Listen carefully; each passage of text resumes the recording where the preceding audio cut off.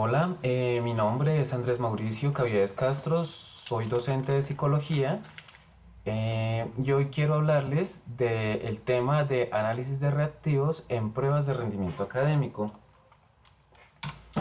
Bien, para empezar, quisiera retomar la definición de lo que son las pruebas de rendimiento académico y preguntarnos por la definición de las pruebas de rendimiento académico no es otra cosa diferente que preguntarnos por lo que miden y por lo que ellas evalúan, es algo necesario. Este tipo de pruebas van a medir y evaluar el conocimiento o lo que hemos llamado de una manera un tanto coloquial la apropiación conceptual que se tiene sobre una temática. Esa es una primera característica.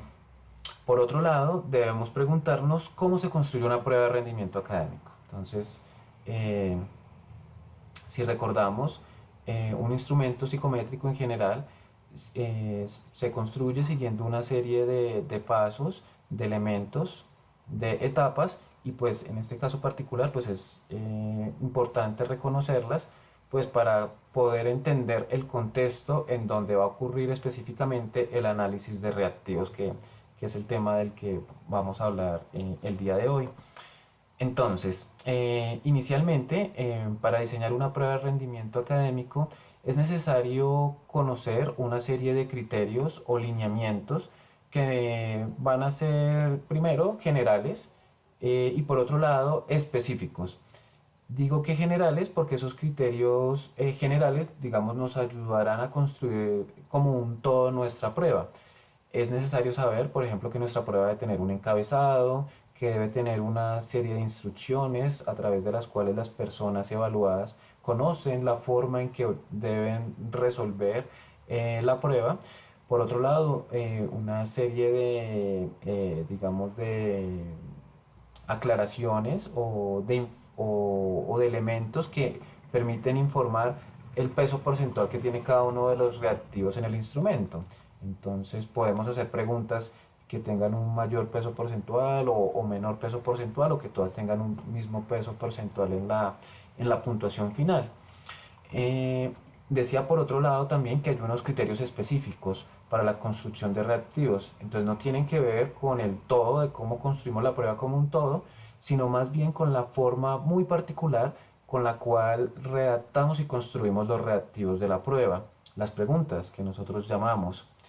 Esos criterios, digamos que son los lineamientos que brinda la teoría, por ejemplo, la forma en que debe redactarse un ítem o un reactivo, la extensión de las opciones de respuesta en los reactivos que tienen opciones de respuesta, la forma en que se construyen los distractores también en los reactivos que tienen opciones de respuesta, etcétera.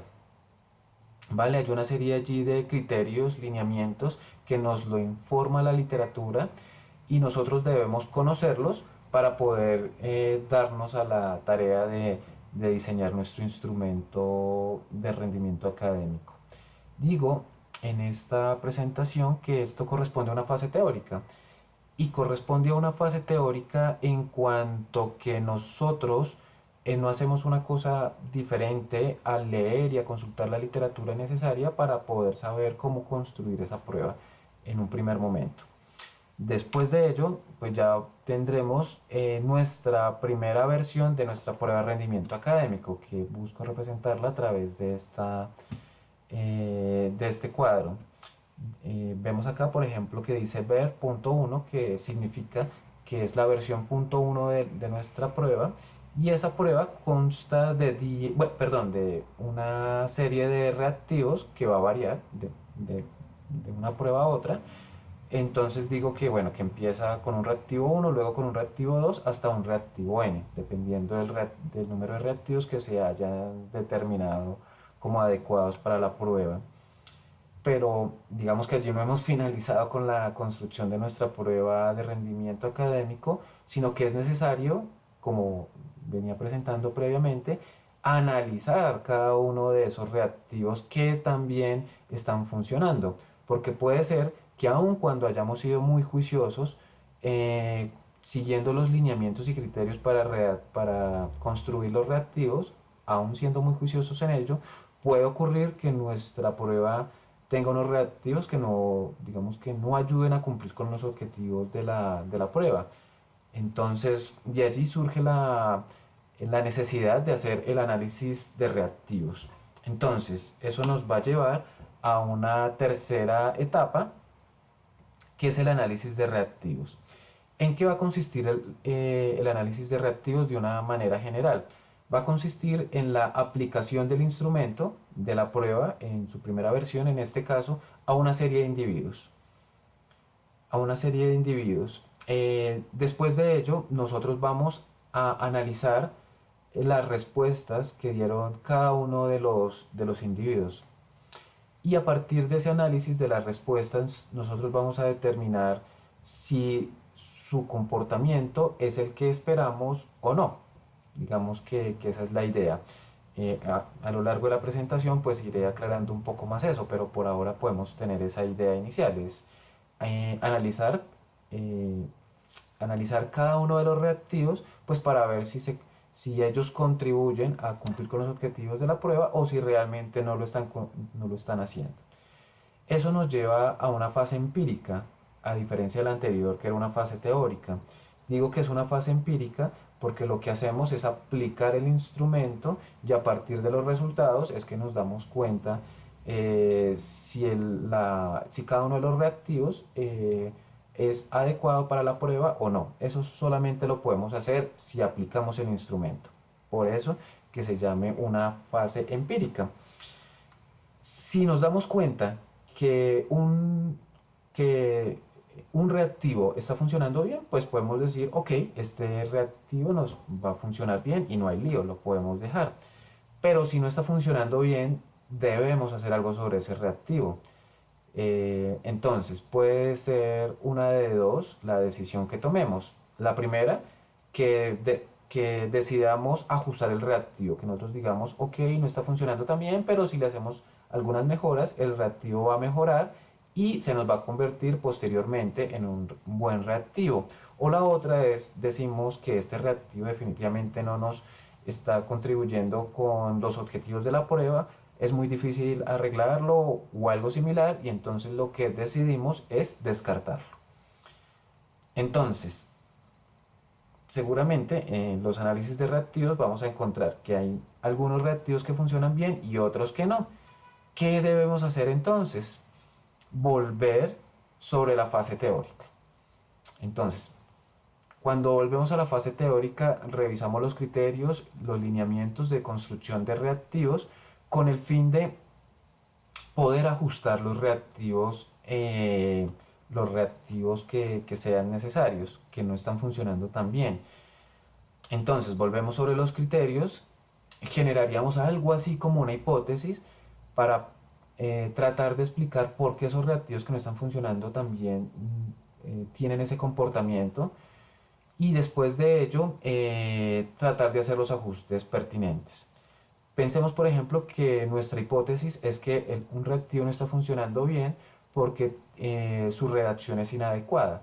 Entonces, ¿qué deberíamos hacer? Pues arreglar la redacción de ese reactivo.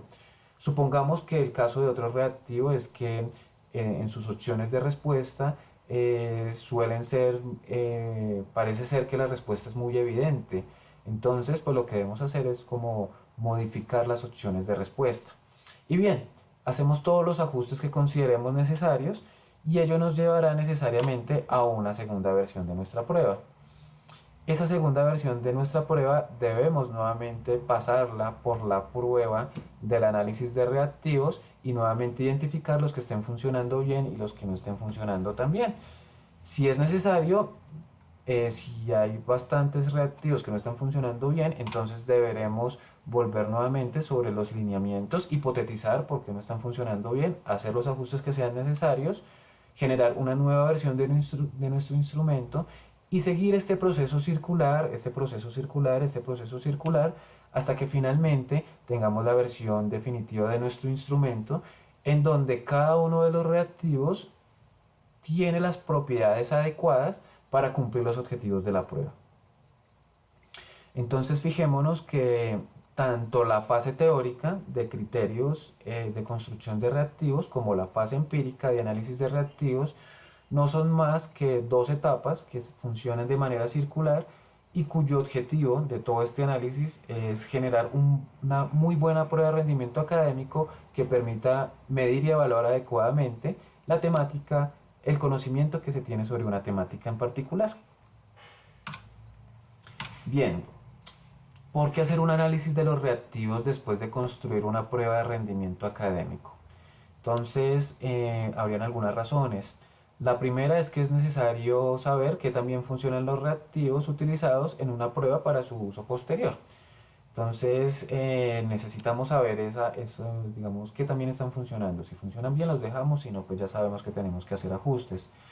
Por otro lado, el análisis de las respuestas de un grupo de individuos evaluados a un reactivo sirve también para identificar las temáticas donde se encuentran las fortalezas y las debilidades de un grupo. Eventualmente nosotros podemos utilizar esta estrategia también para evaluar a nuestros grupos, en el caso de los docentes, también eventualmente en la práctica psicológica. Y pues ello nos permite identificar tanto fortalezas como debilidades en nuestro grupo. Si hay fortalezas, pues qué bien, es lo que queremos, pero si hay debilidades, deberemos buscar estrategias para superar esas debilidades. Un tercer aspecto y es que los análisis de reactivos nos permiten mejorar la prueba, ya sea a partir del descarte de reactivos o ya sea a partir de elaborar nuevos reactivos, es decir, ajustando los que ya existen. Bien, con respecto a las pruebas de rendimiento académico, debemos decir que hay pruebas de dos tipos. La primera son pruebas con referencias a criterios. En este tipo de pruebas vemos que ocurre que en algunos casos el interés de la evaluación es identificar qué tanto saben las personas sobre un tema con independencia de lo que saben otras personas. Digamos que eso va a ser una característica de este tipo de pruebas. En este caso, el desempeño se va a medir con un criterio externo establecido previamente, por ejemplo la calificación de 3 para aprobar un parcial. También se busca determinar en estas pruebas si los individuos contestan de manera correcta un número mínimo de reactivos. Bien, lo voy a contar un poquito más pues para que quede más claro. Entonces, la primera característica es que en estas pruebas se busca identificar lo que saben las personas, pero no nos va a interesar en principio hacer comparaciones de las puntuaciones que obtiene un grupo de personas que es evaluadas. ¿Cierto? Eso no nos va a interesar. Digamos que esa es una característica importante porque nos va a permitir diferenciar este tipo de pruebas con respecto a las otras pruebas de rendimiento académico. Ya lo veremos. Por otro lado, estas pruebas establecen un criterio a través del cual es posible determinar si un individuo aprueba la prueba o no la aprueba. Si se supera ese criterio, si la puntuación que obtiene un individuo supera esa puntuación criterio, diremos que ha aprobado la prueba.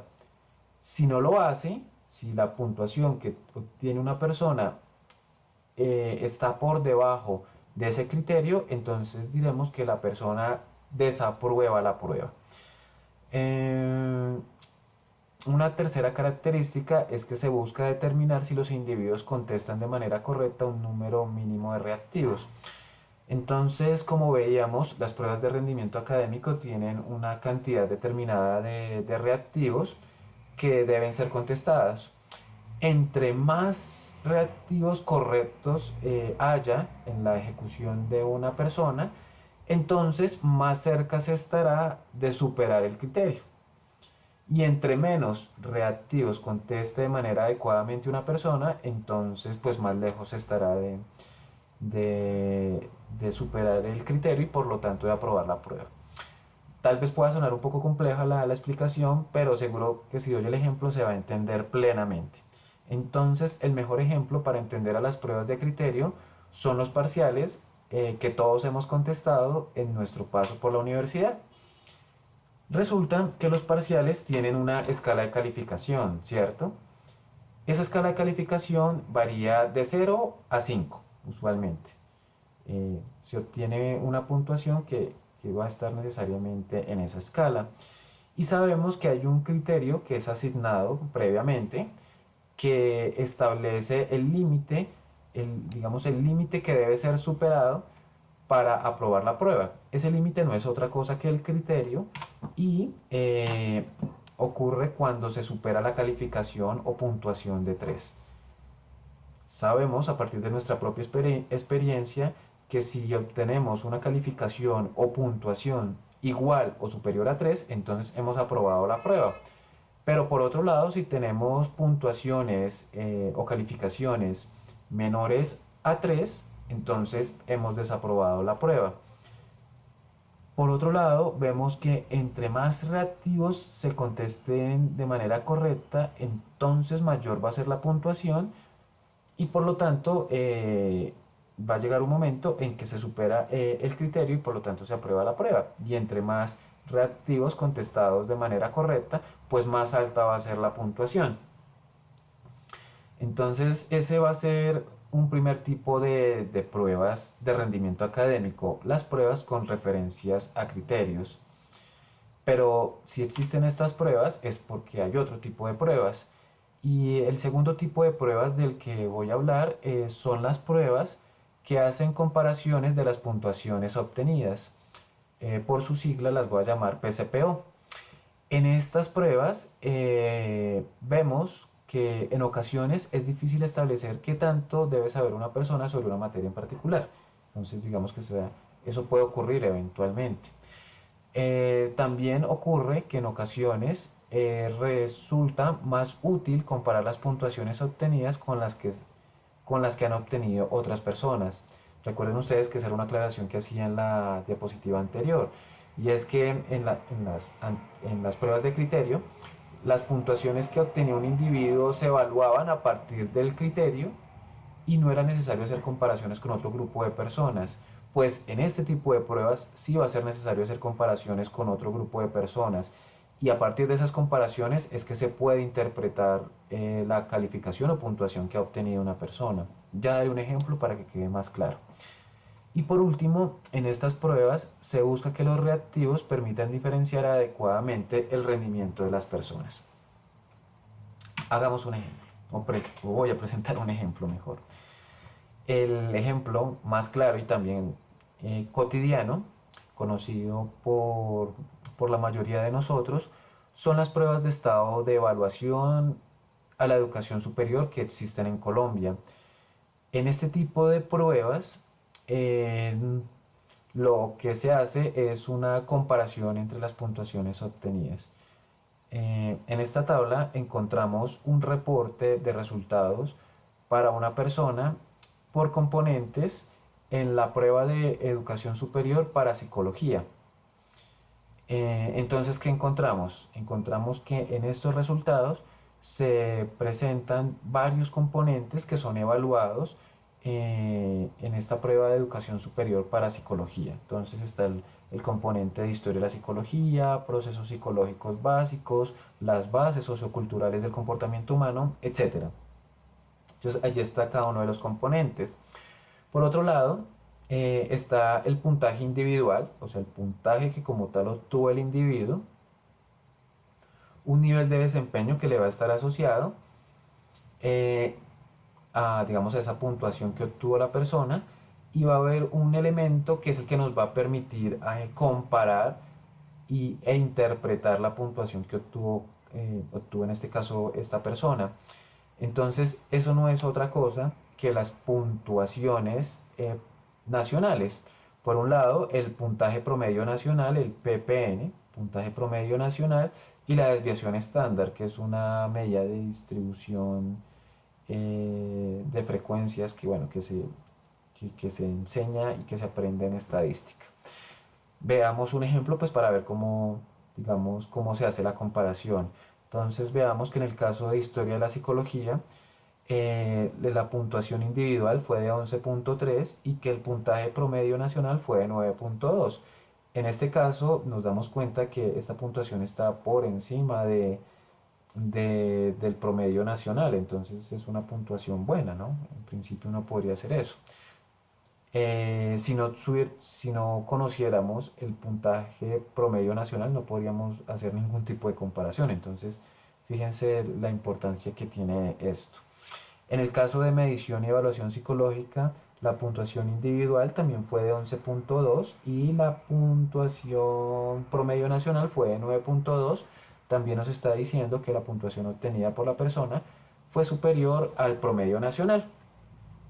Entonces es un ejemplo de pruebas de rendimiento académico, pero en donde no se establece un criterio, en donde ese criterio nos dice el límite que se debe superar para aprobar la prueba o no, sino que más bien se comparan las puntuaciones obtenidas por un individuo con las que obtuvo todo el grupo que fue evaluado. Entonces esas son las características de este tipo de pruebas. Bien, para esta presentación voy a hablar de la dificultad y la discriminación de los ítems, pero únicamente para las pruebas de criterio. En cuanto a la definición de cada uno de los, digamos, de la dificultad y discriminación, va a ser similar en los dos tipos de prueba, pero su formulación matemática, porque esto tiene asociado una serie de fórmulas matemáticas, sí va a ser diferente y únicamente voy a explicar en esta presentación las fórmulas matemáticas para las pruebas de criterio. Entonces veámoslo. ¿Qué vamos a entender como dificultad de un ítem o de un reactivo? La dificultad de un ítem nos va a permitir establecer qué tan difícil es un reactivo a partir del porcentaje de personas que logran responderlo. Si un ítem es contestado por muy pocas personas en nuestro análisis de reactivo, entonces pues vamos a darnos cuenta que nuestro ítem es muy difícil. Por otro lado, la discriminación de un ítem nos permite establecer si el ítem discrimina los que tienen un desempeño o habilidad sobresaliente de aquellos que tienen un desempeño o habilidad baja. Esa vez va a ser otra característica. Suele ser en principio un poco confusa esta definición, pero pensemos en lo siguiente, y es los ítems más difíciles de una prueba usualmente deben ser contestados pues por las personas que tienen digamos puntuaciones más altas, ¿cierto? Uno dice, claro, si las personas logran contestar los ítems más difíciles, pues eso va a hacer que su puntuación sea mucho más alta. Pero pensemos que ocurra por alguna razón que un ítem que es muy difícil es contestado por el otro grupo, por las personas que tienen puntuaciones más bajas. Entonces fíjense que no es lo esperado. Ese caso en donde ítems muy difíciles es contestado por las personas que tienen puntuaciones bajas, no es lo esperado y por lo tanto nuestro ítem, ese ítem en particular del que estoy hablando, no nos va a permitir discriminar a aquellas personas que saben de las que no saben. Entonces, pues la idea es que cada uno de los reactivos que se construyen dentro de una prueba de rendimiento académico tengan una dificultad adecuada y una discriminación adecuada. Digamos que son dos características que debemos analizar de cada uno de los reactivos de nuestra prueba de rendimiento académico. Bien, ¿cuál es la formulación matemática de estos dos conceptos? Entonces, por un lado vamos a tener el índice de dificultad formulado matemáticamente con esta ecuación y el índice de discriminación formulado matemáticamente con esta otra fórmula. Vamos a decir que en el primer caso, en el índice de dificultad, simbolizado con la letra P, este va a ser igual a U sub P más L sub P sobre U más L. Ahora bien, ¿qué significa todo eso? U sub P va a ser la cantidad de personas evaluadas en el grupo que supera o iguala el criterio y que aciertan en el reactivo. Por otro lado, L sub P va a ser la cantidad de personas evaluadas en el grupo que supera o iguala el criterio y que aciertan en el reactivo. De manera análoga, U va a ser la cantidad de personas evaluadas en el grupo que superan o igualan el criterio, y L va a ser la cantidad de personas evaluadas en el criterio que superan o igualan el criterio.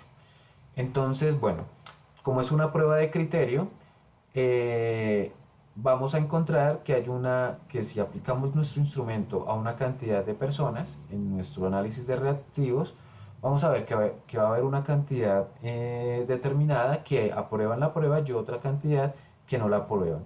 La cantidad de personas que aprueban la prueba es la que vamos a llamar como U, y la cantidad de personas que no aprueban la prueba, o eh, que no aprueban la prueba, la vamos a llamar L. Ok, acá estoy viendo un pequeño fallo en la presentación, y es que si ustedes leen la definición de U y de L es lo mismo, pero no es lo mismo. U se refiere a la cantidad de personas que aprueban el criterio y L a la cantidad de personas que no superan ni igualan el criterio. Hay digamos una errata, allí un error en la presentación, pero bueno, ya hago la aclaración. U son las personas que aprueban el criterio, la cantidad de personas que logran eso, y L es la cantidad de personas que no logran superar el criterio. Ahora bien, U sub P va a ser la cantidad de personas que contestan correctamente el reactivo, pero esa cantidad de personas las voy a contar es del grupo que aprobó la prueba, o sea, de las personas que aprobaron el criterio. Mientras que L sub P va a ser la cantidad de personas que contestan correctamente el reactivo, pero que están en el grupo que no superaron el criterio. Esa es la diferencia. El resto pues es, digamos, hacer el reemplazo numérico correspondiente y de allí obtenemos P. La discriminación también va a tener una formulación matemática que es a través del índice de discriminación, que se simboliza con la letra D. D va a ser igual a U sub P sobre U menos L sub P sobre L. Entonces es la formulación matemática del índice de discriminación, eh, y pues debemos tener en cuenta que U sub P, L sub P, U y L pues tienen ya sus respectivas definiciones como mencioné previamente. ¿Cómo debemos interpretar la dificultad de los reactivos y cómo debemos interpretar los índices de discriminación? Entonces, el valor óptimo de P, el índice de dificultad, depende de varios factores que incluyen los objetivos de la prueba y la cantidad de opciones de respuesta. Digamos que dependiendo de lo que queramos en nuestra prueba, pues P va a tomar un valor óptimo, un valor adecuado. Sin embargo, sí podemos decir ciertas cosas generales. Lo primero es que P va a ser que mientras P sea bajo, va a ser un ítem difícil. Lo van a responder solo unos cuantos. Veámoslo con este esquemita. Y es que debemos decir además que en cuanto a la dificultad, los valores que se pueden obtener van a variar únicamente entre 0 y 1. Es decir, en un índice de dificultad no vamos a obtener nunca un valor que esté por fuera del rango de 0 y 1. Si nos llega a dar un valor que está por fuera de 0 y 1, pues sencillamente hemos hecho el cálculo mal o algo ha fallado, porque no puede dar de esa manera, siempre va a ser de 0 y 1. Y por otro lado, decimos que cuando P es bajo, es decir, cuando P se acerca a 0, pues vamos a decir que el ítem va a ser difícil, puesto que lo han respondido solo unas cuantas personas. Este tipo de pruebas pueden ser útiles en pruebas de admisión en donde se requiere seleccionar a los mejores candidatos. Entonces ponemos ítems muy difíciles que solamente los pueden contestar unos cuantos, que serían los mejores, y entonces pues en esas pruebas de admisiones podría ser adecuado tener ítems difíciles. Por otro lado, cuando P es alto, es decir, cuando P se acerca a 1, el ítem va a ser más fácil y por lo tanto se descartan las puntuaciones más bajas. Esto va a ser útil en pruebas de eliminación. digamos, en donde lo que queremos no es, digamos, seleccionar a los mejores candidatos, sino poner unos criterios mínimos que deben ser aprobados, y si se aprueban, entonces se puede pasar a otras etapas posteriores en un proceso de admisión también, ¿cierto? Entonces, si cumples con unos criterios mínimos, entonces eso te permitirá pasar a etapas posteriores del proceso de selección. Junto con esto, con este análisis que he presentado, también hay unos índices medios de dificultad para reactivos de opción múltiple. Tal vez lo que queramos sea construir una prueba en donde los reactivos tengan una dificultad similar, y entonces hay una serie de, digamos, índices óptimos que ya han sido estudiados y avalados por la teoría, y pues que presento en este momento.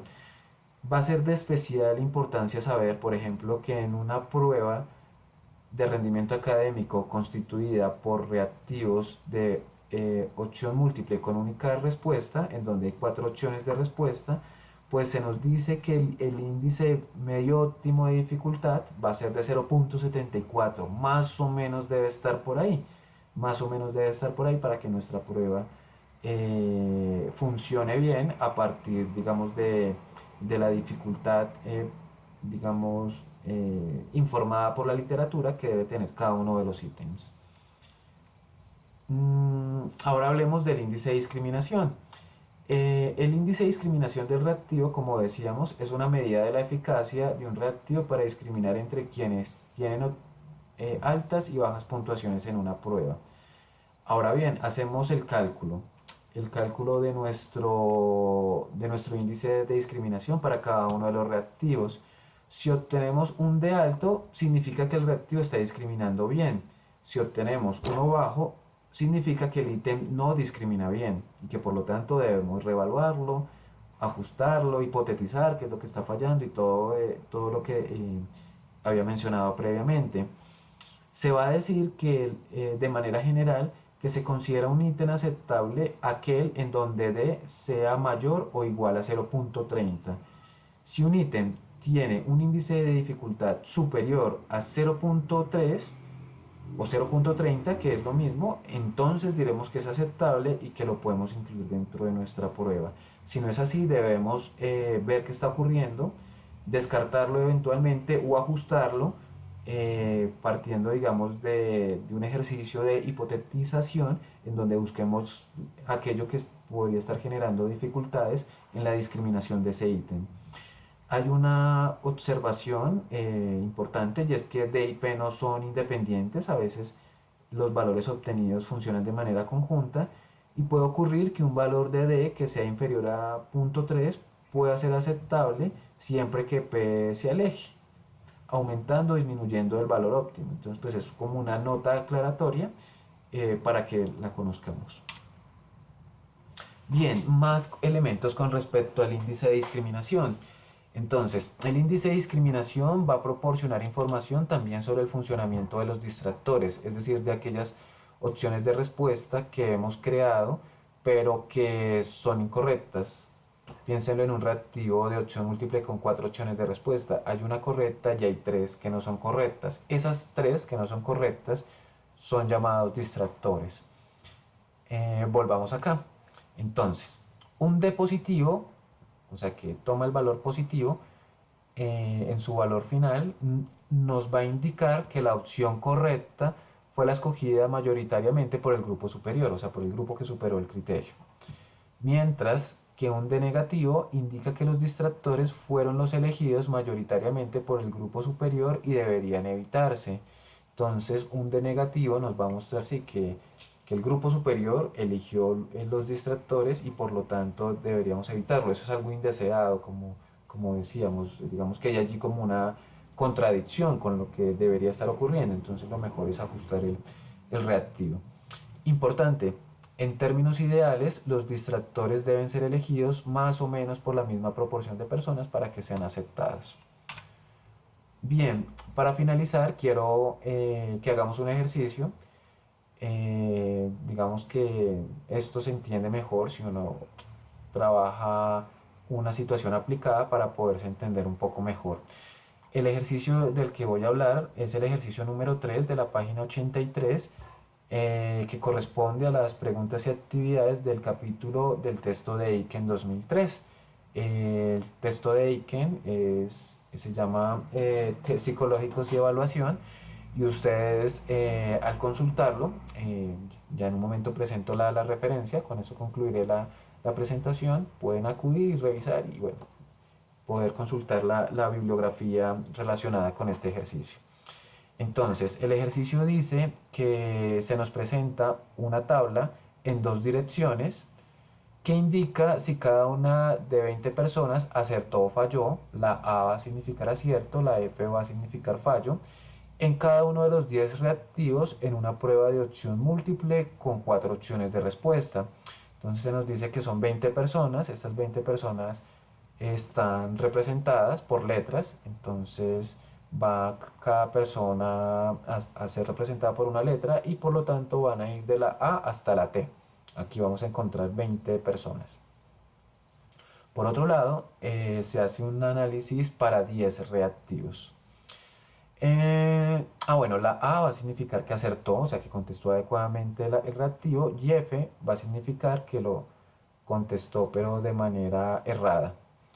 Bien, se nos dice además que se clasifican a los examinandos de la A a la J en el grupo superior. Entonces, si miramos de la A a la J, va a estar el grupo superior. ¿Qué significa el grupo superior? El grupo que aprobó o igualó el criterio. Superó o igualó el criterio. En este caso, si lo vemos, el criterio es de 6. Aquellas personas que tuvieron una puntuación mínima de 6 y de ahí para adelante hasta 10, entonces superaron el criterio.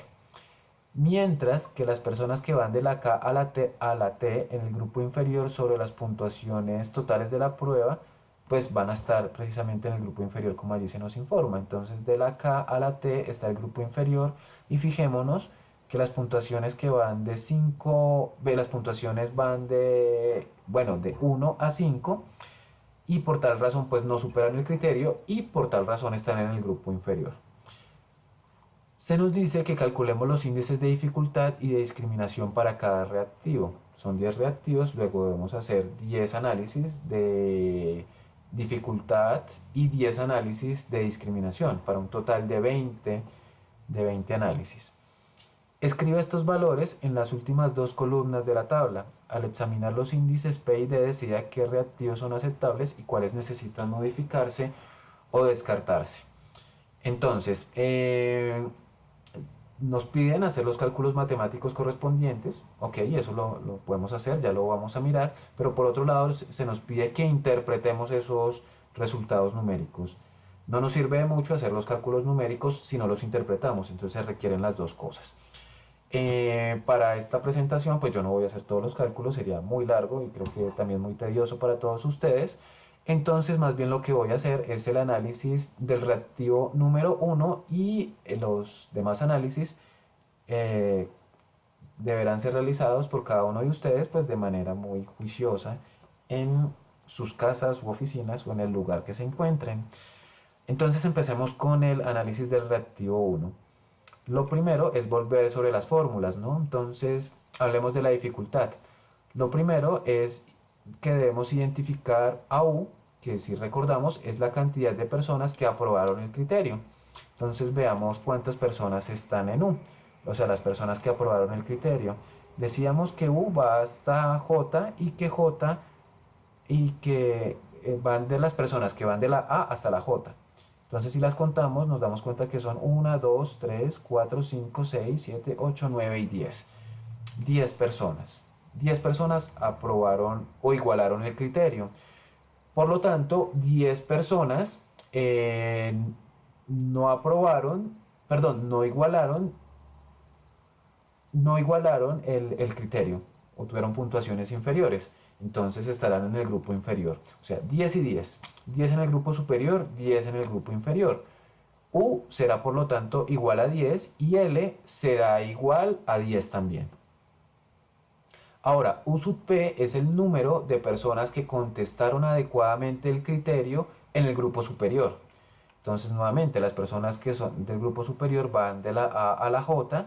Recordemos que A significa acierto y debemos ver cuántos aciertos hubo en las personas que van del grupo superior, es decir, de las personas de la A a la J. Y vemos que hay 1, 2, 3, 4, 5, 6 y 7 aciertos. Por lo tanto, U sub P va a ser igual a 7. Por acá lo tengo también anotado. Y por otro lado, L sub P corresponderá al número de personas en el grupo inferior, es decir, las personas que no superaron el criterio, pero que corresponderá al número de personas que están en ese grupo, pero que aprobaron el criterio. Veámoslo, entonces son las personas que van de la K a la T. Y allí encontramos que hay 1, 2 y 3 personas que contestaron adecuadamente ese reactivo.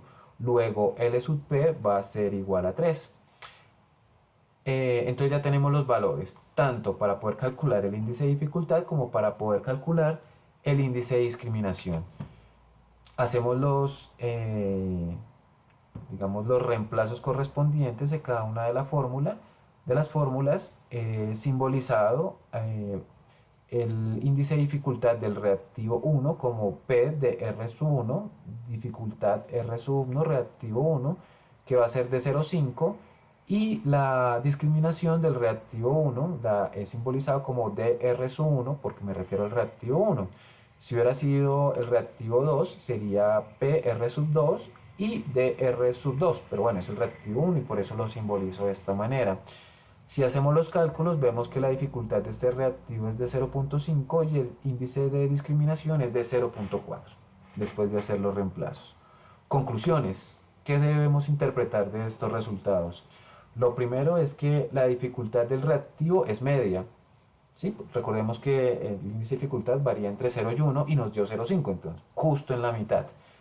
Es media porque fue contestado por la mitad de los evaluados. El índice de dificultad dista del valor medio de dificultad para un reactivo de opción múltiple con única respuesta, de opción múltiple con 4 opciones de respuesta, que es 0,74, ¿no? Decíamos eso en la tabla que revisamos. Luego, ese reactivo puede estar flojito en dificultad. Veamos la discriminación, la conclusión que podemos sacar. Y es que la discriminación del reactivo es buena, ya que el índice de discriminación es mayor o igual a 0,3. En efecto, el valor obtenido fue de 0,4, y aquellos reactivos que tengan índices de discriminación superiores o iguales a 0,3 están presentando una discriminación idónea. ¿Qué deberíamos hacer? Con esto concluyo. Dado que este ítem tiene una dificultad que no se está ajustando bien, pero tiene una discriminación que se está ajustando de manera adecuada, deberíamos preguntarnos, dentro de nuestro análisis de este reactivo, qué es lo que está haciendo que el ítem no tenga una dificultad, un índice de dificultad mayor, es decir, ¿por qué lo están contestando únicamente estas 10 personas?